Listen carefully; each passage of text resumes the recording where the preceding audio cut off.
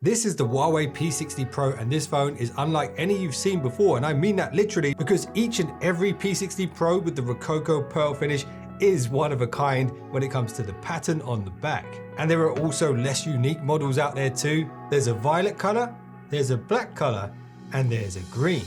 And if you're wondering what the price is going to be on the P60 Pro, well, I'm filming this before the launch, so I actually don't know at this point in time, but I will link the latest prices below this video. And the P series for Huawei has always been focused on photography, and I'm told the P actually does stand for photography. So that raises the question, is the Huawei P60 Pro Huawei's greatest photography flagship phone to date? Well, I think you should be the judge of that, so stick around to the camera test segment, because I literally took this phone on safari with Huawei to take photos of wildlife. But first, you probably want to know what Huawei have upgraded compared to the P50 Pro. Of course, there has been a display upgrade, with the P60 Pro now housing a slightly taller, slightly broader 6.7-inch LTPO AMOLED display. So this means the display is larger, better looking, and more power efficient, with its ability to adjust the refresh rates between 1 and 120 Hz. And the color accuracy is spot on too. It has the full P3 color gamut, and TÜV Rheinland have even given it a certification, not only for the colors on the display, but also for the colors on a projection. It's the first ever phone to have this dual certification. The P60 Pro is ever so slightly thinner than the P50 Pro, which is surprising, as Huawei has achieved this whilst increasing the battery size up to 4,815 mAh. And this larger battery is likely why the device is a couple of grams heavier, but in my opinion, the trade-off is worth it. Also, the charging speed has been amped up. The P60 Pro can now charge at 88 watts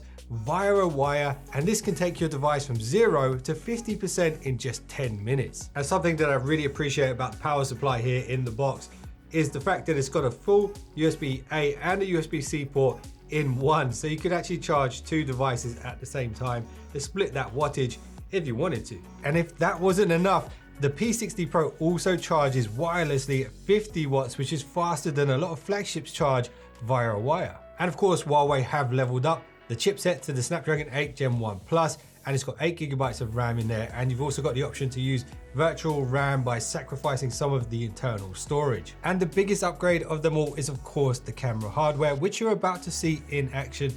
And if you're wondering about Google apps on Huawei devices, well, there is a new hope for you guys, and I'm going to show you what it is at the end of this video, so make sure you stick around if that's a concern for you. It's been a while since I've tested the Huawei flagship, but whilst using the P60 Pro, I was quickly reminded of something that I loved about my old P30 Pro, and that's the quad curved glass on the front, which just makes the gesture navigation so much smoother than a device that has harsh, sharp edges.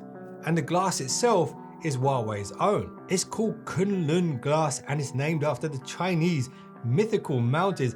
And in the reviewer's guide, it does say that this glass is 10 times stronger than the previous version of it, and it can go toe to toe with the latest Gorilla Glass.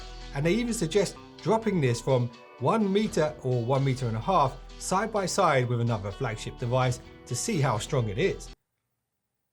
Now, I would do that, only I'm not rich, and I don't want the bill for a replacement Huawei P60 Pro dropping on my doorstep shortly after. Anyway, the back panel is nicely curved, making the phone feel thinner in the hand than it actually is, and the buttons are perfectly placed so that your thumb can reach them if you're right-handed, or if you're left-handed, your first finger will be able to reach them very easily from that side too. The selfie camera does support 2D face unlock, and there is an in-screen optical fingerprint reader, which is pretty fast and very reliable. And the P60 Pro does have stereo speakers, and it even has an IR blaster for those times when you can't be bothered to find your TV remote control. And it does have a dual SIM tray, but unfortunately no 5G support on this particular model. Okay, now let's get into the good stuff, the camera hardware. So the camera module itself is large, but Huawei have managed to keep it classy. The sizable main camera module houses the world's largest f1.4 physical aperture ever seen on a smartphone. And this is a variable aperture that can intelligently adjust between f1.4 and f4. And what's really impressive about this is you can manually go in and stop all the way down to f4, so you can actually manually shift it at 0.2 increments all the way from f1.4 to f4. And when you look at the camera module whilst you're doing this, you can actually see the iris getting smaller. And behind that primary camera hardware is Huawei's own RYYB 48 megapixel sensor. This is said to be much better at capturing colors than your traditional camera sensor. Then there's the telephoto, which might be the greatest telephoto camera on any smartphone to date. It also uses a 48 megapixel RYYB sensor, and it is also another industry's first. It's the largest f2.1 periscope telephoto aperture to date. And what's really cool about these two cameras is the fact that both of them have optical image stabilization. So that's important when you're taking photos on the move. And last but not least is the 13 megapixel ultra wide, which you're going to see in action very shortly. So my original plan for this video was to film the entire thing on location at the safari, and I even got a Jurassic Park outfit for the video, but I didn't get to make it thanks to the great British weather here. But I did film the intro though, so just for a laugh, here's the original intro for this video, and then we'll get into the photos and the video tests and all that good stuff. So you might be wondering why I'm dressed up like Jurassic Park. Well, it's for a good reason. Huawei have spared no expense, and they've shipped me to the south coast of England to Port Limp, which is a safari. And in the winter months, there's a rare species that we don't often get to see. But in these early spring months, we might actually see the immersion of a tech journalist testing out some of the latest camera hardware. And on top of that, there are some rhinos and gorillas and tigers and lions and things like that. And they've hooked me up the brand new Huawei P60 Pro, which uses some cutting edge and revolutionary camera technology. So hopefully I won't be able to mess up any of the photos of the wildlife. But nature always finds a way.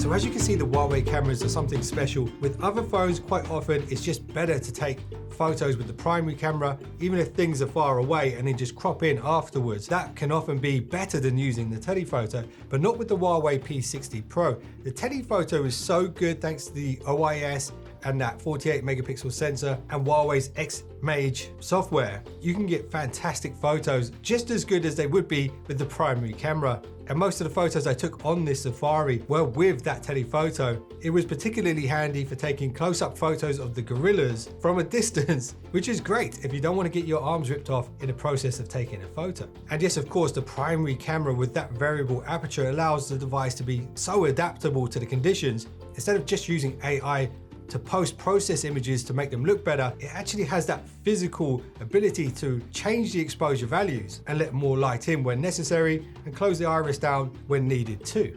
It's just such a big advantage for this phone not having to rely on AI to save the photo. And that's not to say that the Huawei P60 Pro doesn't have good AI. Quite the opposite, in fact. Huawei's AI has always been spot on, and with this new ultra lighting, Xmage AI and camera hardware combined, you get fantastic low light photography.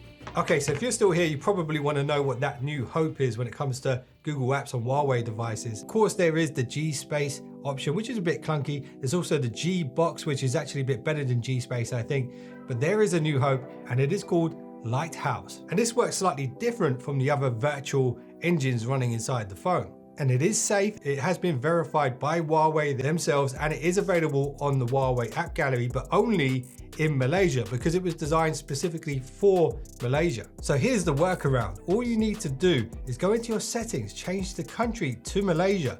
Also, you need to go to your Huawei account and change that account to a Malaysian account, and you could just create a new one if you wanted to. Then you can go to the Petal search for Lighthouse, make sure it's this one with this icon. Once you install it, it will run in the background. It's not a separate app, and it will allow you to install Google Apps. But you do have to log in via the settings during the startup when you first install Lighthouse. Now at this point in time, there is a list of devices that are supported, and unfortunately P60 Pro, because it's still new at the time of this video, is not supported yet, so I can't show you it in action. But it is 50-50, so it's definitely worth giving it a go, because if it does work for you, it is going to be the best method of using native Google Apps without having to use some kind of launcher in between. And if it doesn't work at all, try out G-Box. That's a solid option too. And I was going to do a sort of side-by-side comparison with another phone on the Safari, but I thought that might be a bit disrespectful to Huawei since they did pay for the entire trip. But if you guys want to see a comparison with this and another phone somewhere else in England, let me know and I'll try and put that video together for you guys.